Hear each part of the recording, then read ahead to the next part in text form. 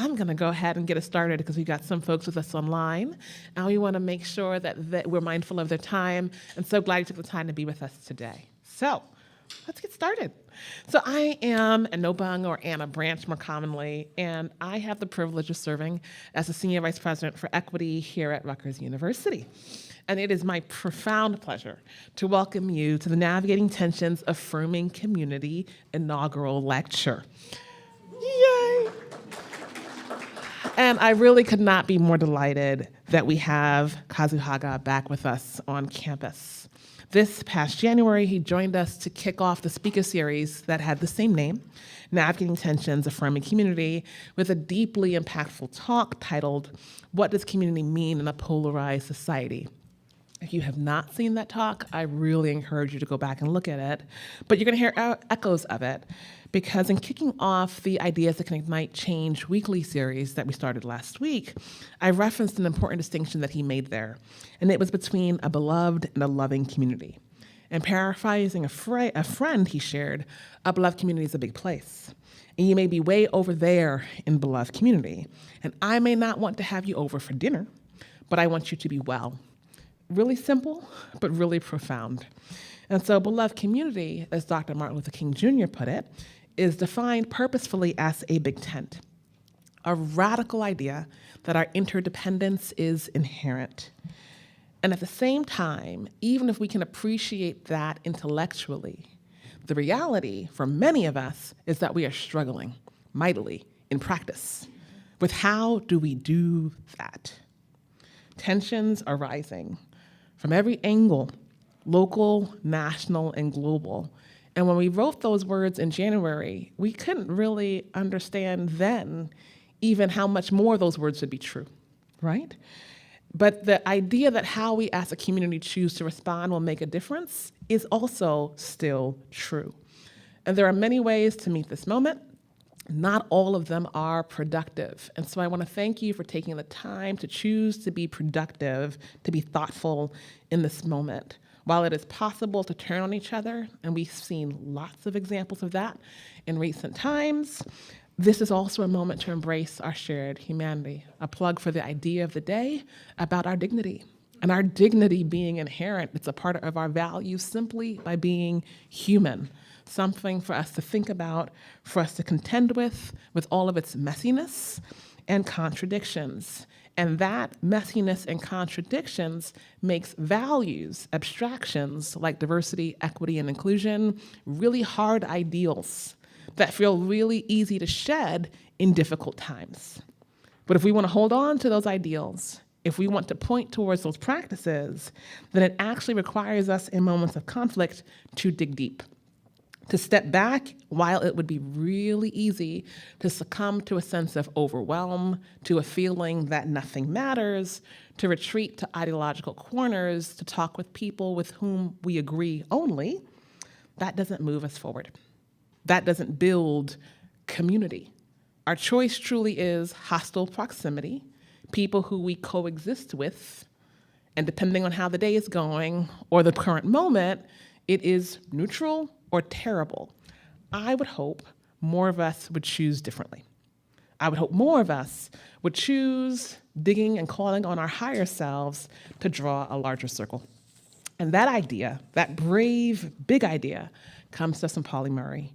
And the quote that invites us in is, when my brothers try to draw a circle to exclude me, I shall draw a larger circle to include them. And so your presence here today with us in person and those of you online sets an intention to strive to do and to be better. So thank you.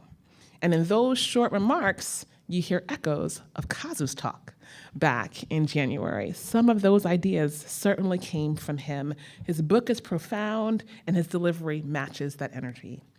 Kazu, who I'm really excited to bring forward, is on the leadership team of Building Belonging, the founder of the East Point Peace Academy, a key member of the Ahimsa Collective, forgive the pronunciation, and Fierce Vulnerability Network, and the author of Healing Resilience. A seasoned trainer, certified in nonviolence and restorative justice methodologies, Haga has been trained by notable figures like Dr. Bernard Lafayette and Reverend James Lawson. He educates on nonviolence, conflict reconciliation, and restorative justice across various settings, including prisons and activist communities. Starting his journey into social change and nonviolence at 17, Haga has since led countless workshops worldwide and earned accolades like the Martin Luther King Jr. Award. An avid meditator and a nature lover, he supports the best Boston Celtics and enjoys mixed martial arts, despite its contradictions, I love it, with the nonviolence principles. Haga calls Oakland, California home, and we're happy here to call him here at UEI a friend. Thank you. Kazu.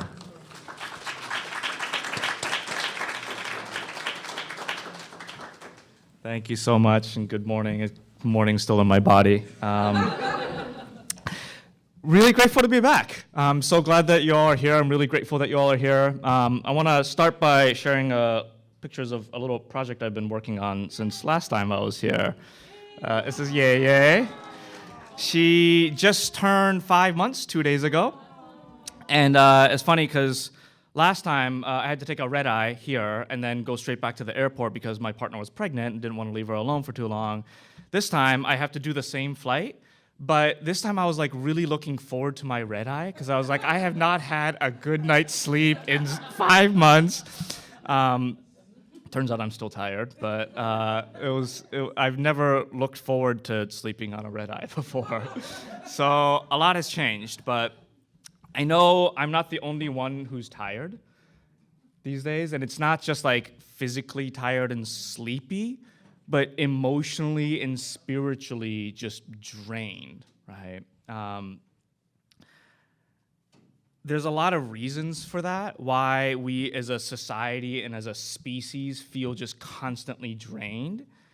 And I want to invite us to take a deep breath just at our own pace, because the next slide is not going to be as cute as this one here. When we look out into the world, we're constantly being bombarded by things that are traumatizing and exhausting. Like, all of these things are exhausting, even if you're not living in a war zone. We're constantly seeing images and stories of war. And, I have a sister and a nephew who live in Florida, so I'm kind of like bracing for what might happen to them later on today, And just living with all of these things is traumatic. And trauma is one of the main reasons why we are unable to build community and unable to continue to draw those wider and wider circles. It's trauma and our responses to that keeps us from being able to navigate tension in skillful ways, to continue to affirm community across difference, to be resilient in our own bodies, and to continue to draw those wider circles. And so I want to spend a little bit of time, I think I mentioned a little bit in the last talk too, spend a little bit of time talking about what trauma is, right? In our lives, when we experience really scary things, the emotions of fear and shame are so overwhelming that it shuts down our body's capacity to cope.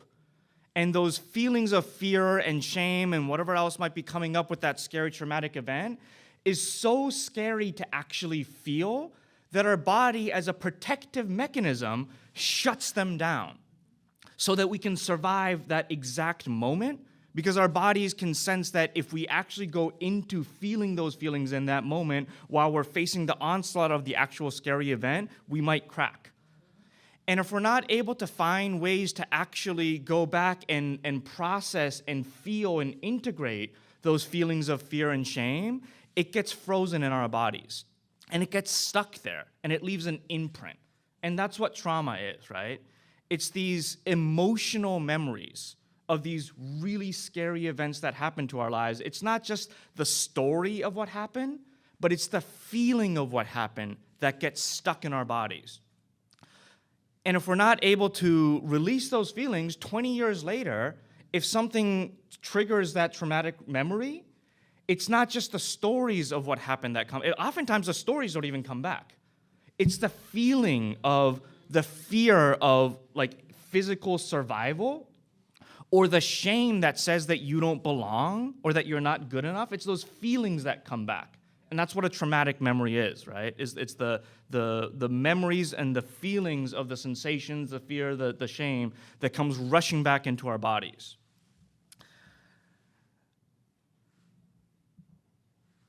I grew up in a pretty traumatic home. Not gonna go too deep into it, but when I was young, I had an abusive stepfather who brought a lot of violence and trauma into our home. And that was just like, I realized in my healing journey that a lot of stuff happened even before then that caused trauma. But when I was 10, 11, 12 years old, my family life completely kind of broke down. There was a lot of violence in our home. And I ended up dropping out of high school, and I ended up getting involved in drinking and drugs at an early age and stopped coming home. And then, as some of you may know, at 17 years old, I ended up living in Buddhist monastery in South Asia. This is a picture of the world's biggest Shanti Stupa, or Peace Pagoda, in Lumbini, Nepal, which is the site of the Buddha's birth. And I ended up moving to this monastery and helping with the construction of the stupa. I actually have never seen it in person complete like this. And I spent a year and a half living a monastic life, studying nonviolence, and then came home, got involved in activism work, found purpose, found community. And for many, many years, the story that I had told myself is, thank God I had these experiences because it helped to heal me. I've been able to move on because of my time in monastery. Years later, I started seeing a therapist. Angela was my first therapist. And she helped me to see that I didn't heal anything. What happened was I just hit the reset button and I started over and ignored, like I was able to push all of my pain and trauma further down into my body. And so I was able to live in this delusion that I had gotten over things, that I had moved on, right? And all I did was just created a complete like fracture in my body and left all of that pain behind and started new. And I realized with the help of Angela that that's not how healing works, right? One of the main things that trauma does is it fragments us. Like all of my traumatic memories from my early childhood, because of my time in monastery and all that, I told myself that I was over it, but what I did was continue the fragmentation that was happening in my body. Like there was Kazu 2.0 post-monastery, and then there was all of the things that I experienced prior to that lifestyle that I just banished from my memory. I was like, I'm over it. Cool, I'm so glad that I don't have to live through that anymore. And years later, I found myself in this healing retreat called a jam, where I started talking about my experience in childhood for the first time out loud in front of a group, because it was this like vulnerable space, people were sharing. I was like, oh, let me share something vulnerable, thinking that it wasn't that big of a deal, right? Because I had gotten over it. And the moment I started speaking about it, I completely broke down, and I could barely get a word in. I was just crying and crying, like I could barely breathe. And so I realized that I was still carrying all of this traumatic memory, and that I had ignored this childhood self as if that experience didn't happen to me.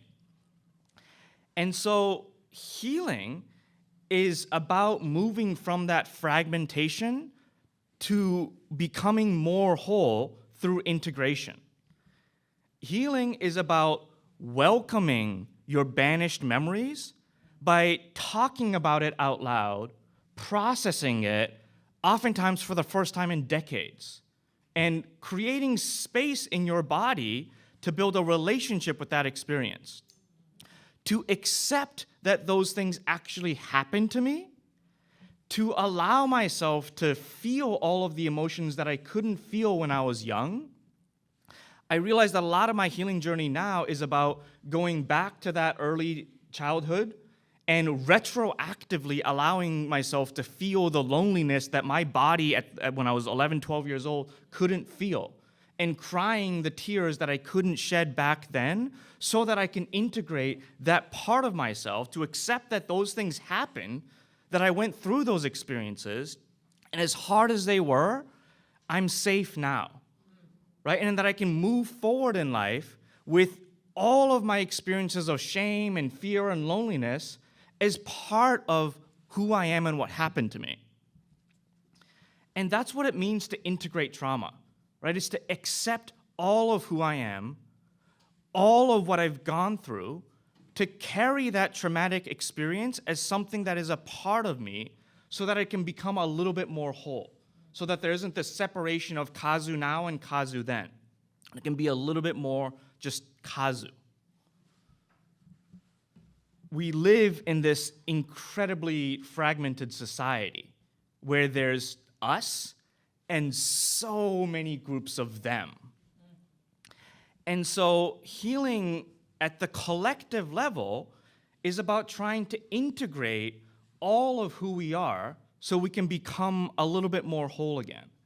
And trying to draw just wider and wider circles to integrate more and more of who we are collectively.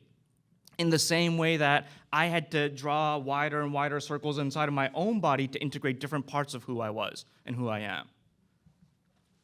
Right now, we might think of my community as like the people who agree with me on every single issue under the sun. That's who my community is, and everyone outside of that, they're not part of my community. And with work, we might be able to extend that a little bit to, all right, it's the people who agree with me on the most important things.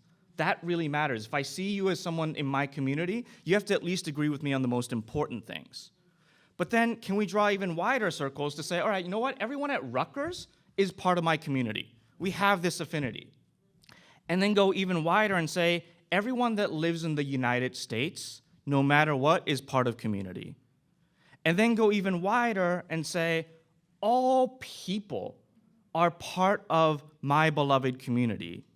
And then extending even further to say, all beings, not even just human beings, but all life, the rivers and the trees and the mountains, it's part of who I am.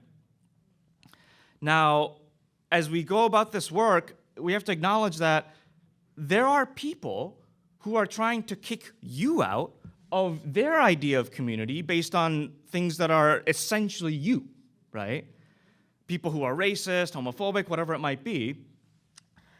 But we have to remember that in them doing so, in them drawing a circle that excludes you, they're also drawing a circle that excludes themselves from the widest community. And our work is about reminding them of their responsibility and their relationship with the widest circle. It's not about kicking them out because we disagree with them. It's actually about drawing that wider circle and actually saying, hey, you need to remember that you and I are actually part of the widest circle of community. And that's what beloved community is. And that's what Pauli Murray was talking about with her quote, right? Of when my brothers draw a circle to exclude me, I'm going to draw an even wider circle to include them. I mentioned the last time I was here that one of the most dangerous impacts of trauma and a trauma response and being in panic is that it cuts off the part of our brain that is able to think about things like nonviolence. When we're in a trauma response, the part of our brain that is responsible for thinking about nuance and complexity, the part of our brain that can listen to and integrate different perspectives is literally, like from a neurobiological level, it's cut off, right? Nuance goes away, complexity goes away, our ability to have compassion for another person goes away because we're in this like survival mode where only I matter. Our ability to consider different perspectives, our ability to think about concepts like interdependence is not available to us. And another thing that trauma does is it creates delusions, right? It makes us feel like there's danger where there might not be. It makes us feel like it might make us misinterpret a neutral face as an aggressive face, or a sad face as an angry face. It might make us feel like this thing that happened to me 20 years ago is happening to me now. When we're in panic, our minds are moving so fast that we can't slow down enough to see what's actually present. So I want to talk about a few of the biggest delusions that I feel like we are living with as a society right now. One is this idea that our problems are political in nature. War, injustice, oppression. To me, these are not political issues. They are manifestations of a collective trauma. And trauma is not political, it is a deeply human experience. And when we view these things as political, then we kind of go into our head and try to figure out how to fix political issues and how to win, how to gain enough power so we can win. But trauma healing doesn't happen in the head, it happens in our bodies. When we think of these issues as political, we think that we can just shut down the other side. And that's how a lot of activist circles move, right? We're here to shut things down.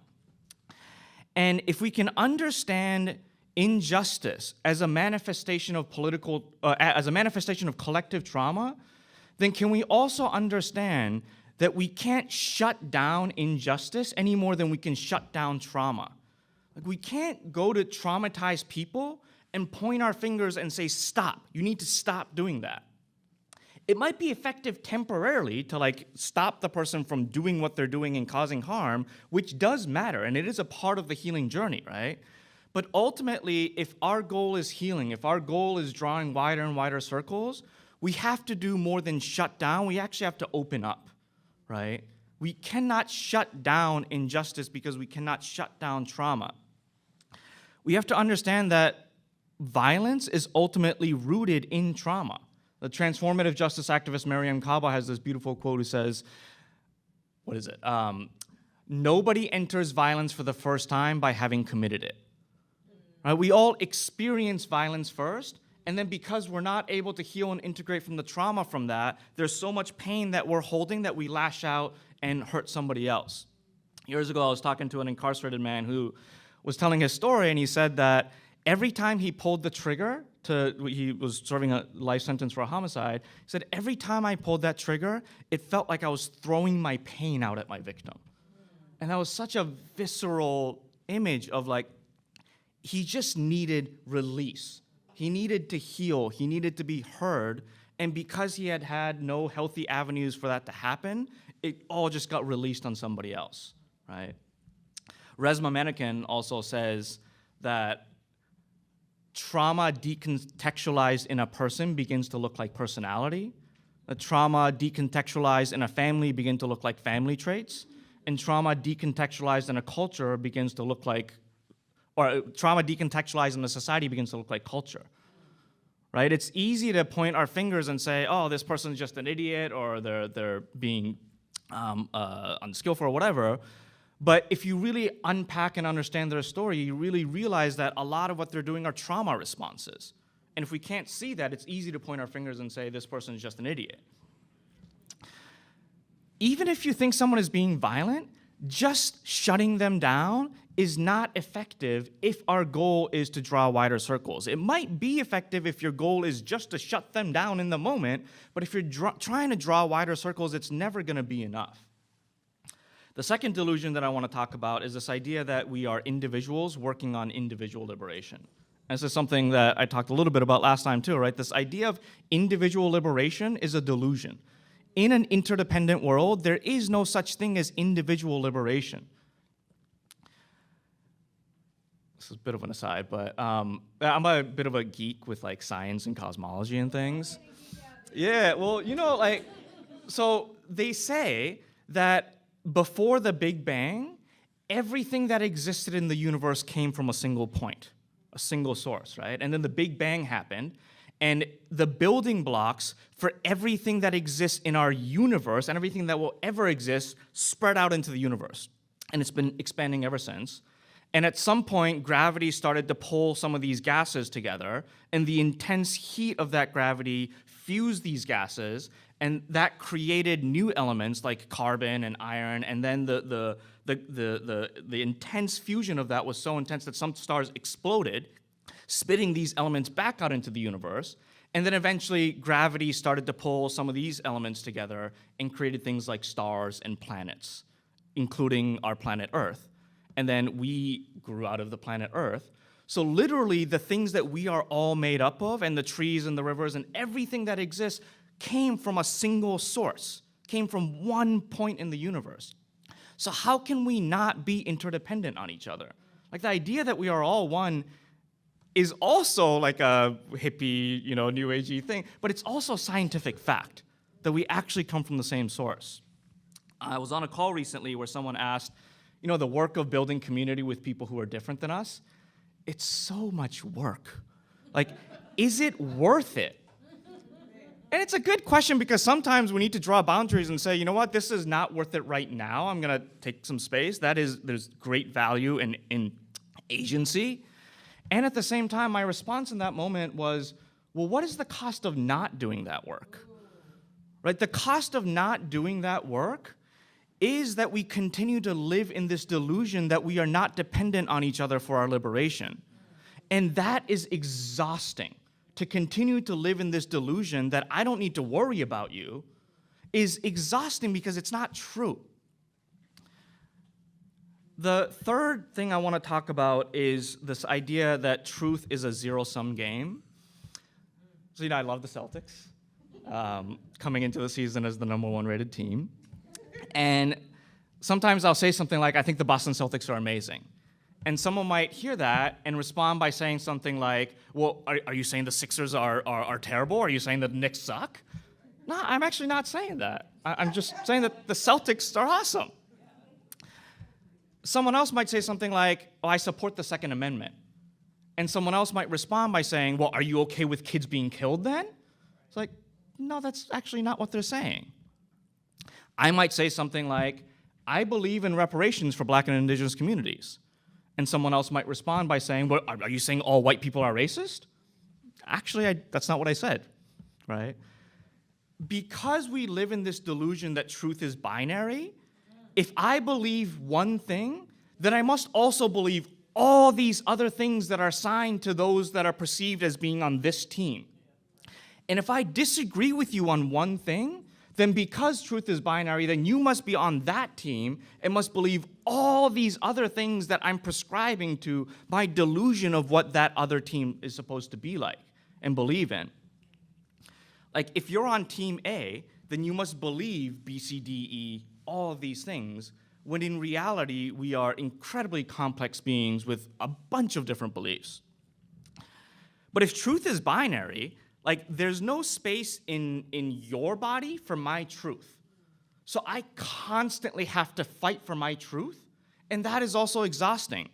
When if I can actually accept that I have my truth, and it's 100% true, and you have your truth, and that's also 100% true, and I don't need to figure out who's right and who's wrong, and have to fight for my truth, and have to reconcile these two contradicting truths, and can just accept the fact that there can be 200, 300, 400% truths out there, that it doesn't all have to add up to 100%.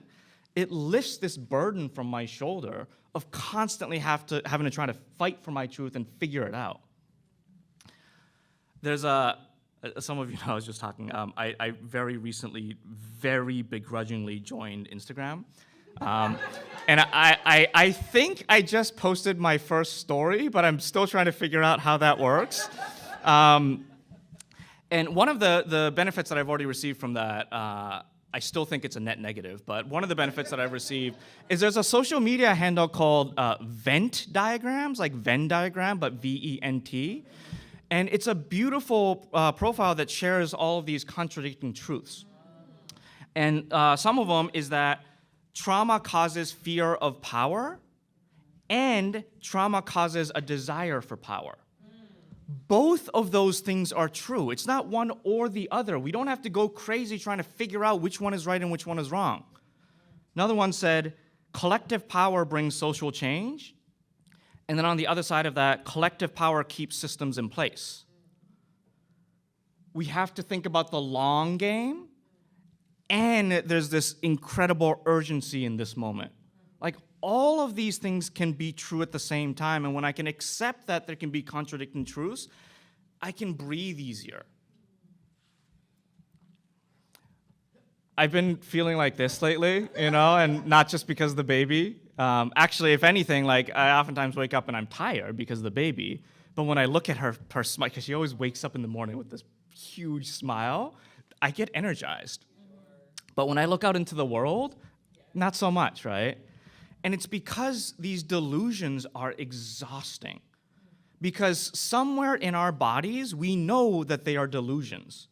And there's a spiritual cost to continuing to believe and continue to ignore this truth that your body knows is true. Like our brains are constantly running in overtime, trying to keep us in these delusions.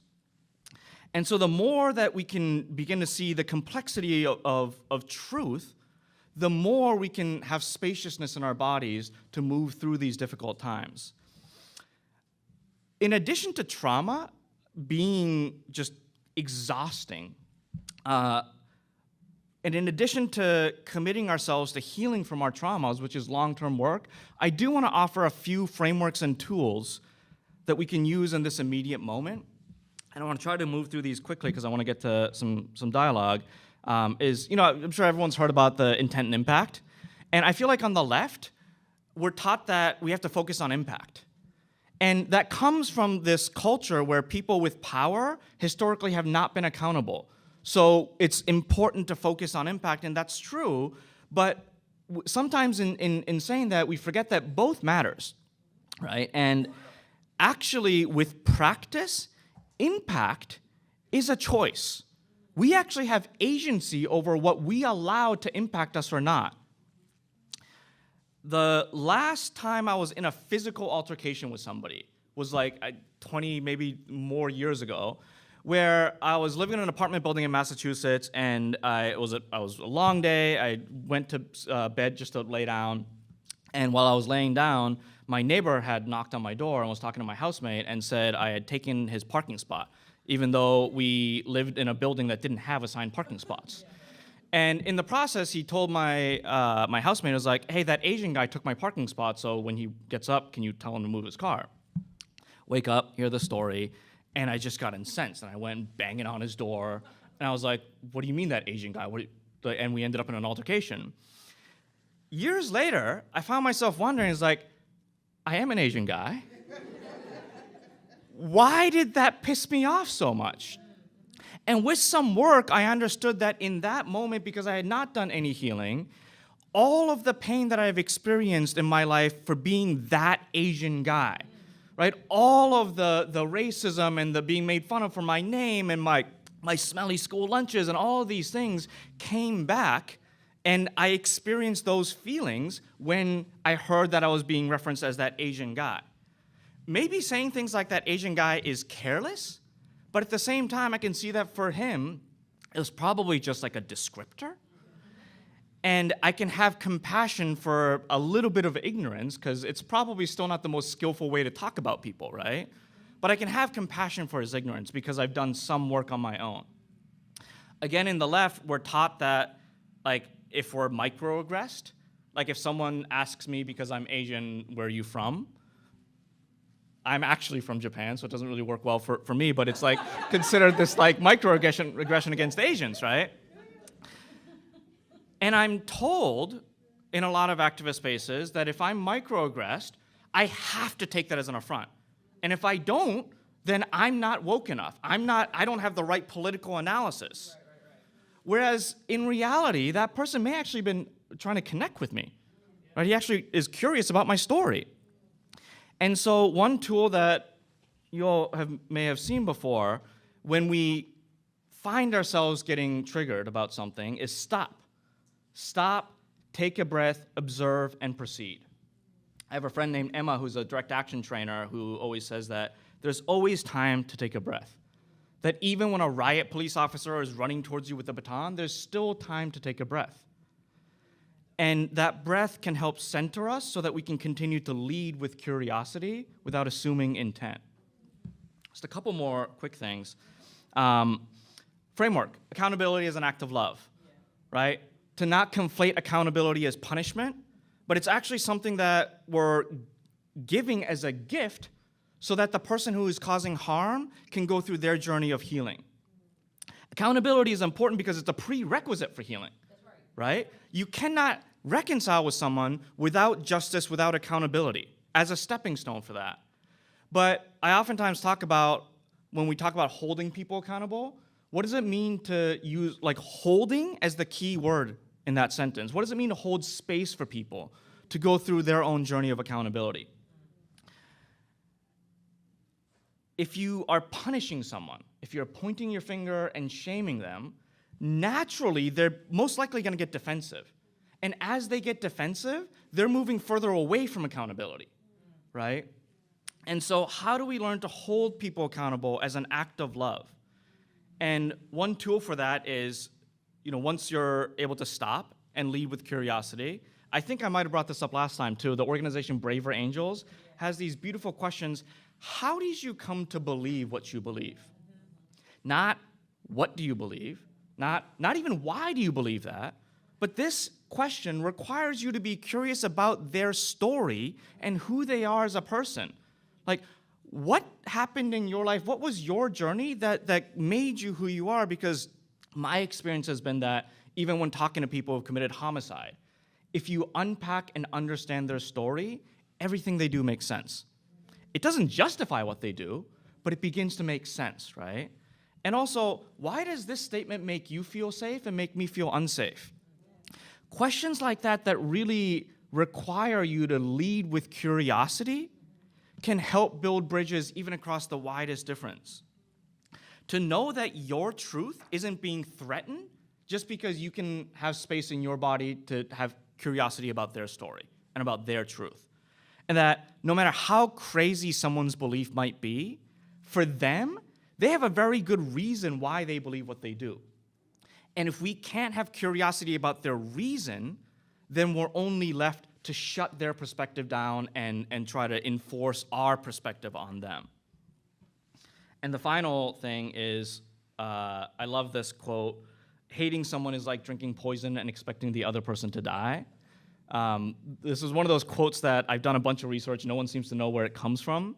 But in nonviolence, we're taught that so much of the violence is not what we do to each other, but it's what we do to ourselves. That holding anger and resentment towards someone is actually an act of violence that we do to ourselves because we can't move forward in life. And so a lot of the work of nonviolence is purifying our own hearts of nonviolence by going through the trauma healing work, by doing the hard work of looking at our shadows, and to create spaciousness in our bodies for everything that I've just been talking about. So long term, that might mean engaging in our work of trauma healing. And in the short term, we all have lots of tools that we use for self-care in the short term, right? So that we can create spaciousness in our bodies. And I used to teach a lot in the county jails, and when I asked this question, like, what do you do for self-care? People would throw out all sorts of things, right? And every once in a while, or juvenile hall or whatever, someone would say, oh, I like to get high. Or I like to go drink. Or one time in a workshop, someone was like, oh, I like to just go binge like shopping on Amazon. I was like, okay, that's not exactly what I was hoping to hear. And I grappled for some time about why. Like, that's what they do, so why does that not land well on my body? And I realized that there's a difference between coping strategies and resiliency practices. That coping strategies is something that you do just to get through the day. It prevents you from falling down a deeper hole of despair and therefore matters. We should not judge people for utilizing coping strategies because it's helping them maintain and get through the day. And because of systemic injustice, coping strategies are sometimes all people have access to. So we should never have judgment about people who use coping strategies, but also acknowledge that coping just keeps you where you're at, whereas resiliency helps you bounce back. But then I also realized resiliency is about bouncing back to where you were before the event happened, and thriving practices is actually what helps you grow and become stronger. And one thing that helps me understand the difference is that, I sometimes binge watch Netflix, or at least I did before I had a child. And sometimes before, I would watch like 3-4 shows on Netflix, and I'd feel a little dirty, right? I'd feel like, it's probably a better use of my time that I could have, right? I have never meditated and regretted it. I have never gone to a walk in the woods and regretted it.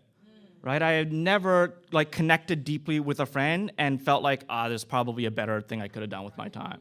And I think that's a difference that helps us discern whether something is a coping strategy or a thriving practice. So one practice that I want to offer is just to take a bunch of Post-its, toss out every single thing that you can think of that you do for self-care, and then put it on a piece of paper with this spectrum from coping, resilience, and thriving, and just ask yourself, where are all of these things on this spectrum for you? Because something that could be a coping strategy for you might be a thriving practice for somebody else. And with intention, something that is a coping strategy for you can move to a resiliency or thriving practice. Like I used to have a dog, and I used to have to take the dog out 3-4 times a day to go for walks, and it was just like a chore that I had to do.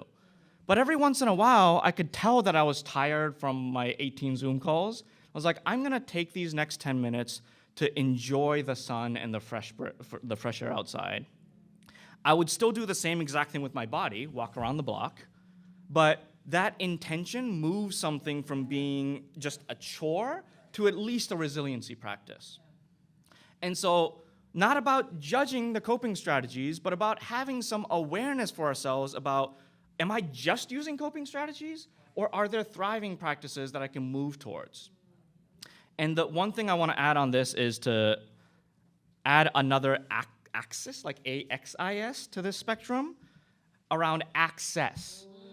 And acknowledging that these strategies are not always available to people, like I mentioned, because of systemic forms of violence, which is why it's so important that we don't delude ourselves into thinking that, I can just work on my individual healing. Because my neighbor might not have access to that individual healing, and because of that, I can't sleep at night because they're always in an argument with their partner, right? And so trying to think about what tools have more access and less access in society, and strategizing about, at Rutgers, how can we create systems where we're giving students more access to these practices? This is why I'm so inspired by the healing justice movement, right? That acknowledges that healing is a necessary part to get to justice. A lot of these tools are inaccessible to us when we're in panic, which is why it's important to practice these tools. And all of this work will support us as we face less than a month away. I feel like I'm still a little bit in denial. And despite my desire to want to honor both sides of every conflict, I'm far from a nonpartisan person, right? I have very, very strong beliefs about a lot of things, but it's also important to recognize that no matter who wins this election, we still live in a world filled with injustice. And we still need to hold our elected leaders accountable. And as we do that, we need to remember that accountability is an act of love. And that love, that desire to want to hold the dignity of even somebody like a Donald Trump, will never change him, most likely. But it does something to me. It changes me, and that matters. If I can continue to walk in a world where the people that I have the most fiercest disagreements with, I'm holding as part of my beloved community, and I know that they belong, then I know that I also belong. Right? It's less about them and more about how I'm showing up in the world, and this unwavering dignity and unwavering belief that I belong in beloved community. In the relative realm, someone's going to win the election and someone's going to lose, and that really matters. It really, really does. And in the ultimate realm, the idea of winning is a delusion. In an interdependent world, if one person loses, then we all lose. And so how can we hold the non-dual truth of that, right? The outcome of the election really matters, and we're trying to build a world where everybody can win together, because that is the only thing we have in an interdependent world. If we continue to see these struggles as a zero-sum game, then we're setting ourselves up for all of us to lose together. And so the final thought that I want to leave you all with before I open it up for some discussion is, can we breathe enough? Can we practice enough And can we have enough spaciousness in our bodies to imagine a world where we can all win together? I think that is one of the central questions that we have to grapple with as a society. So I want to thank you all again for having me, and we have about 10 minutes for a discussion. So yeah, I want to open it up and hear from you all. Thank you.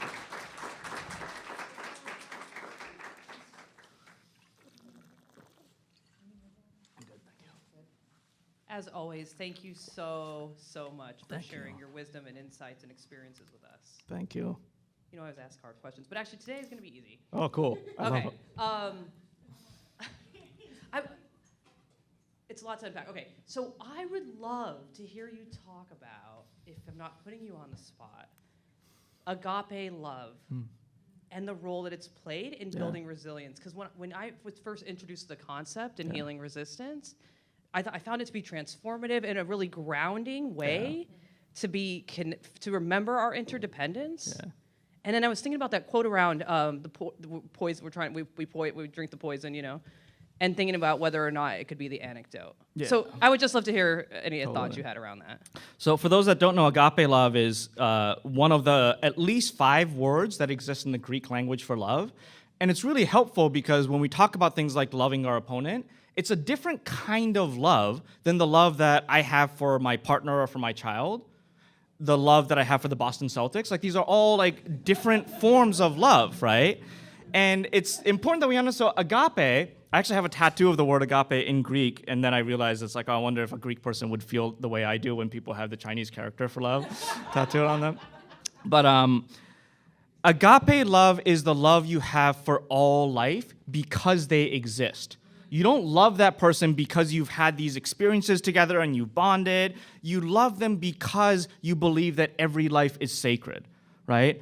And one workshop that I was facilitating years ago, a participant said that as a Christian person, I believe that agape love is God's love, and God's love is universal. So I don't even have to do the hard work of creating it because it's already there. All I need to do is just step into it. And that just released the pressure of like, I don't need to do the hard work because that love is already there. I just need to accept that it's in every room that we walk into, right? And I think that does help address the internal violence of the spirit and the resentment, to remember that even those that hurt me, they hurt me, and we need to have a conversation about that accountability, but to have enough commitment to their dignity that we can be curious about their story. I recently had one of the biggest conflicts in my life that was just at a standstill, like the other side, which refused to engage in it. And so I still felt like I had all this energy in my body for relational healing that needed to move somewhere. So I was just like, all right, I'm gonna reach out to my former stepfather. Haven't talked to him in like 25 years. So I reached out through some restorative justice facilitator friends of mine. He, unfortunately, we found him and then he passed away. But I've gotten to a place in my own healing journey enough that when I think back about our experiences, like, I see a deeply, deeply broken man who was so traumatized and he didn't know what to do with his pain that he just lashed out at us. And I wanted to have that conversation so I can have accountability and I can have some amount of compassion for him. And that compassion is not the same compassion I have for my family, you know? And to really understand that there's different ways that we can love each other, I think is really important. So, thank you.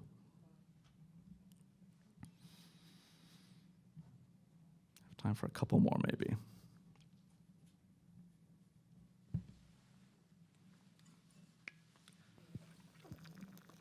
Hi, thank you for talking with us. So you said something about how taking care of yourself so you can thrive, it's not enough to just take care of yourself. You have to take care of like your community because it's a collective healing process. So, I mean, I assume it's in the book, but how do you suggest like pursuing self-care or like thriving strategies that are, you know, bigger than oneself? Yeah, this may be a shameless plug for my next book, which comes out in March, which delves a lot more into the work of trauma healing, and using that as the lens to see social change work. There's not a cookie cutter approach to healing, right? Like, I think I might have talked about in this book, like for some people, like running is a self-care practice. And I often tell people that if you see me running down the street, help. Because I am running away from something, because that is the only time you will see me running. It is not a strategy that works for me. Meditation doesn't work for everyone either, right? So like finding the things that work for you. Again, this is a dual truth of, I think a lot of activists in the healing justice movement, and I heard someone in the movement for Black Lives say that we're told to heal collective wounds as individuals. And so if we're told that we have to see a therapist to deal with racism, when racism is a relational, communal, systemic thing, that can only take you so far. And I love individual therapy. I think it's really important. I've recently been in this modality called internal family systems, which is amazing. So everything from individual therapy to meditation to finding just what works for you, but it's also important. I really believe in community mental health models, that so much of our wounding is relational, and if the healing isn't relational, then it can only get us so far. So I talk a lot about, in my next book, this thing called JAMS, which are organized by this organization called YES. It's yesworld.org. It's one of the most healing communal spaces I've ever been in. A lot of restorative and transformative justice spaces do like collective healing work. There's an organization called Coming to the Table that brings descendants of African slaves and descendants of slave owners together. Like I think finding communal spaces to do communal grief work, communal rage tending work is really, really important. So both finding the individual practices and the collective spaces. See a few hands.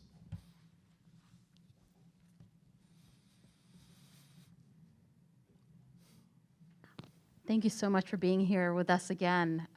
So my name is Will Vargas. I'm a community-based counselor. We met last time. I remember, yeah. And I just wanted to ask you, and also appreciate how well you delineated trauma. So as a mental health practitioner, I'm curious if you could talk and give us a little bit of insight into your upcoming book about what it means to work and exist within a traumatized world. Yeah.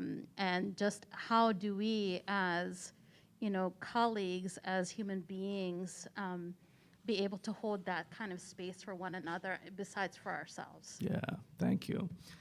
The book is called Fierce Vulnerability, and it is about reclaiming the power of vulnerability as a transformative tool. And, I learned in my own healing journey, as I shared, that so much of my healing has to be about going back to my earliest childhood wounding and healing my core trauma, that if I don't heal that core trauma, there's always gonna be surface level manifestations in my life today. And if we can understand injustice as manifestations of collective trauma, then we can begin to see that in the nation state called the United States, our collective body has childhood trauma. Right? Like we experienced enslavement and genocide early in our collective childhood. And if we are dealing with the surface level manifestations of those legacies today, police shootings or whatever it might be, prison industrial complex, we're always gonna be playing an endless game of whack-a-mole because we're not addressing the core wounding. And so a lot of the work of Fierce Vulnerability is about, I had to say this over and over and over again in the book. My editor right now is really, I'm going back and forth because she's like, you say this way too much. But I keep saying this is not a book about individual healing, because I'm always afraid that if I talk about trauma healing, people are gonna think, oh, if I just heal my own traumas, everything's gonna be good. It really is, the work of Fierce Vulnerability emerged as a way to create a new culture of direct action work and viewing nonviolent direct action as a modality of collective trauma healing. And I've since kind of reframed that and realized Fierce Vulnerability is a lot bigger than direct action, but it's still about how can we take our healing work and do it in public at a mass scale. Like I'm fantasizing about a direct action where activists blockade a major intersection and ceremony leaders and artists hold a public grief ritual in the middle of that intersection, and therapists and trauma workers and restorative justice facilitators are there to have conversations with passersby to invite them into the process. And rather than using direct action with the intention of passing legislation, can we use direct action as a way to help people feel something, feel the unprocessed grief that we're collectively holding that we need to let out. And so I think if we can acknowledge that we live in a traumatized world, if we can do enough of our own healing in our own movement spaces so that we can offer our vulnerability as a gift to try to open up vulnerability in the people around us that will never sign up to come to an activist-led grief ritual, then maybe collectively we can begin to work our way out of the delusions and we can respond to all of these crises in a more skillful way.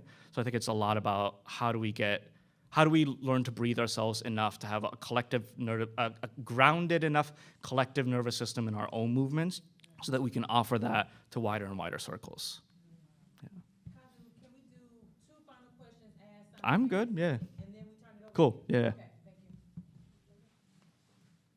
you. I'm not sure how this is going to come out. I'm still trying to figure out how to ask the question. But the author, John Haidt, Yeah, Jonathan Haidt. recently has written about the fact that we're much less willing to take risks because of this kind of over-parenting, over-coddling, like whatever. And at the same time, there's all these great risks out in the the internet world or whatever.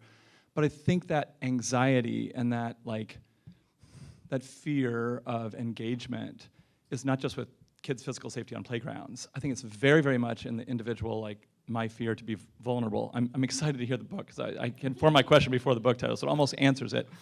But I'm just sort of, we need tools, for figuring out how to help people overcome they learn to trust. I think as educators, as teachers, our whole goal is to help people learn how to trust themselves, or the discipline for tools, or each other in the room, or just to grow in trust.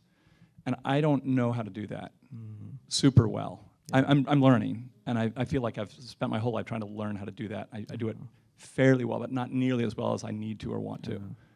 So Thank you. any ideas that you have about that will be greatly appreciated. Thank you. You sure? Okay, great. So a lot of what we do in Fierce Vulnerability is about, like I said, modeling vulnerability, because I've noticed that when one person gets vulnerable in a space, just the transformative power that it opens up for other people to open up about things that they might not. And I think especially when people in positions of power are able to be vulnerable, that's when trust can begin to build, right?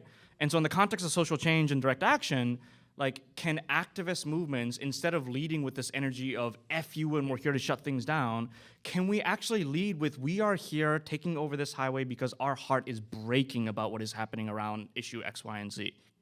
And can we there's a great quote from Reverend Nadia Bowles-Weber who says, preach from your scars, not from your wounds. So can we heal enough of our own hurt so that we can build a protective shield so that we can still lead with the scar that connects us with our vulnerability, but also protecting ourselves?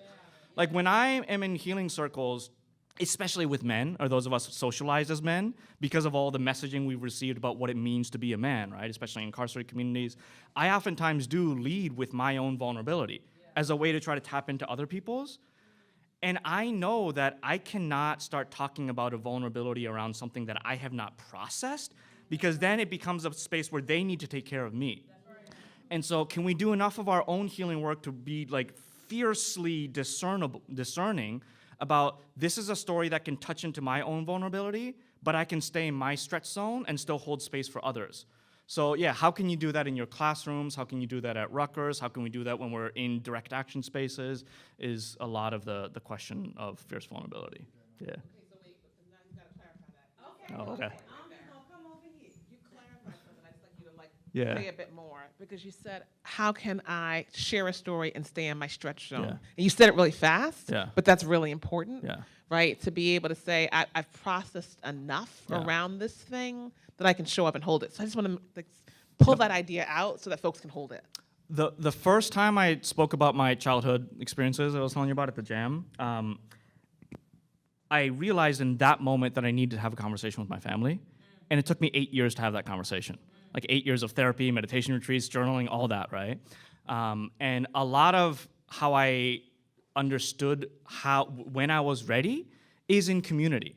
One of the most powerful things that I will always remember is the core members of the Ahimsa Collective, which is a group that I do restorative justice work with, held space for me. I wrote my family a letter and then decided to read the letter out loud because it gave me enough like support and structure to actually talk to them.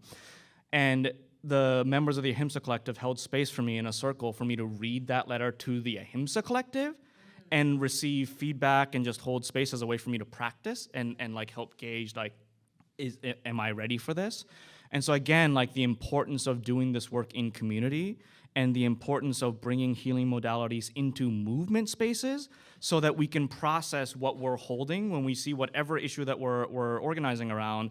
Can we create spaces in our movement spaces to grieve the pain that is associated with that issue? And can we as activists heal enough so that we can be ready to go to the front lines with that scar?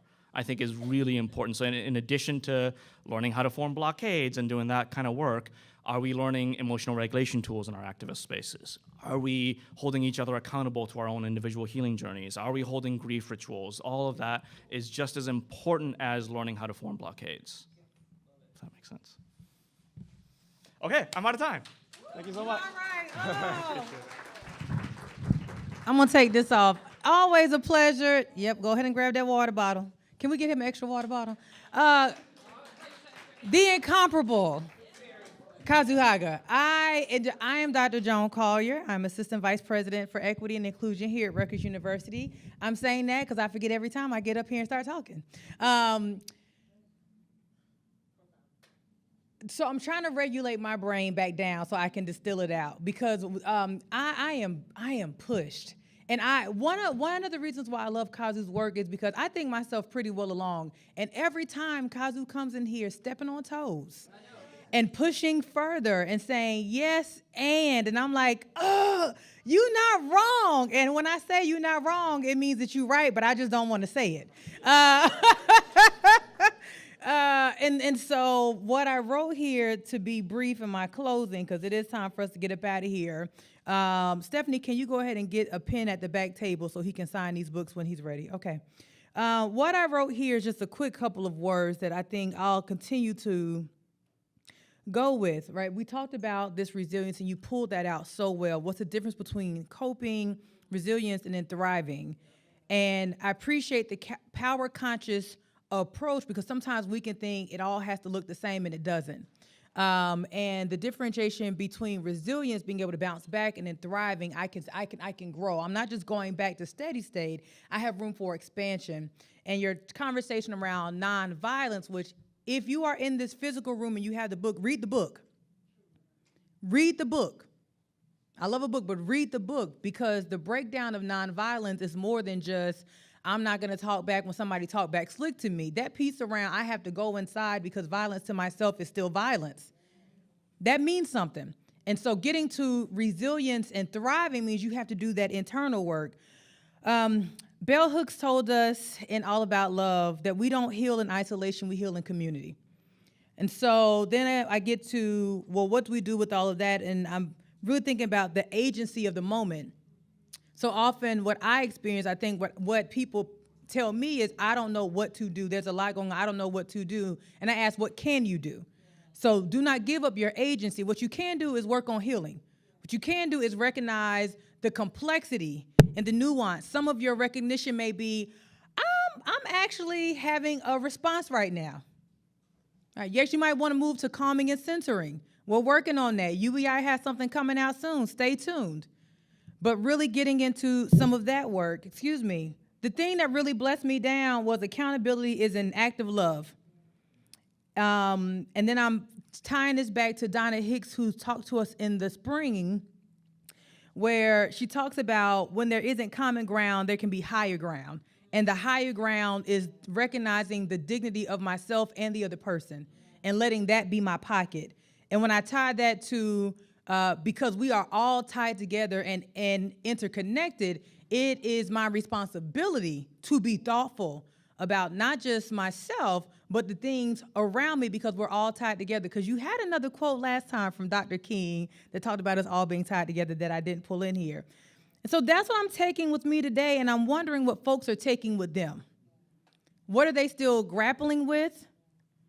Where are they seeing room for themselves to grow around any part of this?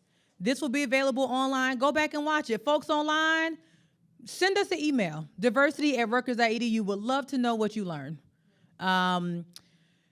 This was our inaugural Navigating Tensions Affirming Community lecture. We had a series in the spring, and we said, why not keep the party rolling? So this is the first of many more lectures, annual, so don't come asking me, is it going to be in the spring? No. It was in the fall. Continue to check our website. I'm wrapping up because I done got long-winded. While you're on our website, we have expanded out our Respecting Faith Practices page. Our Education as Disruption page is up, where people can learn about identity-based harms and challenging notions of identity and how we show up in community with each other. The question is, who do we want to be in community with each other? It is a sincere question. And when that person asks you back, is it worth it? I felt that deep in my spirit, because there's some days I'm like, listen, I don't care, I'm tired. And then I'm reminded, you can be tired and you can still figure something out, because we're all connected together. And so I'll close with, if the end game is healing, not if the end game is accountability, which is part of it, if the end game is punitive, if the end game is healing, it requires more than just practice and policy shifts. It's people shifts. Admin team leadership, what am I missing? Okay, Anna said I got to wrap it up. So the folks at home and folks online and folks here, we'll see you later. Thanks. Bye, y'all.